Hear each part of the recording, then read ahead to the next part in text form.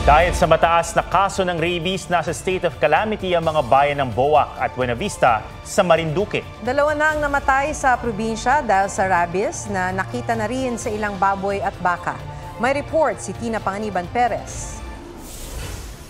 Sa Animal Disease Investigation, halos 70 na ang reported rabies cases sa mga hayop sa Marinduque. Mahigit 40 naman ang positibo sa lab test. 2 individual na ang namatay dahil sa rabies. Nag-start yung outbreak sa bayan ng Boac. Nag-spill over na ito sa bayan ng Gasan. Nag-spill over na rin ito doon sa northern part yung bayan ng Bugpog. Mabilis yung pagkalat ng rabies sa bayan ng Buena Vista. Hindi lang sa aso at pusa. 2 baka at 3 baboy ang nagpositibo sa rabies sa probinsya. Pati isang Philippine brown deer nagka-rabies. Hindi naman daw may ikakalat ng mga ito ang rabies sa ibang hayop. You need a rabid dog or a cat to transfer the virus. And by biting the other animal, you transfer it. Ang gagaling lahat sa aso pusa. Ayon sa Department of Agriculture, wala pa naman daw naiuulat na taong nagkasakit ng rabies dahil sa pagkain ng infected na hayop. Sabi ng Department of Health, bihirang makakakuha ng rabies sa pagkain.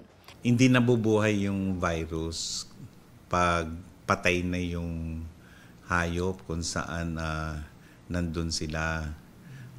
Ang may posibilidad lang ay pati yung utak, niluto nyo, pagkain, nandun yung virus. Ang rekomendasyon, magpabakuna na rin para sigurado. Hindi ineengganyo ng Agriculture Department na kumain ng infected meat.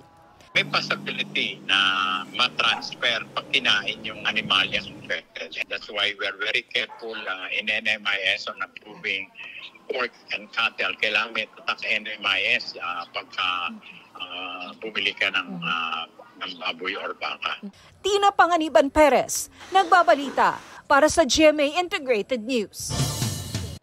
Mga kapuso, alamin ang State of the Nation.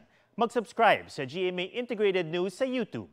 Sa ating mga kapuso abroad, samahan niyo kami sa GMA Pinoy TV at sa www.gmanews.tv.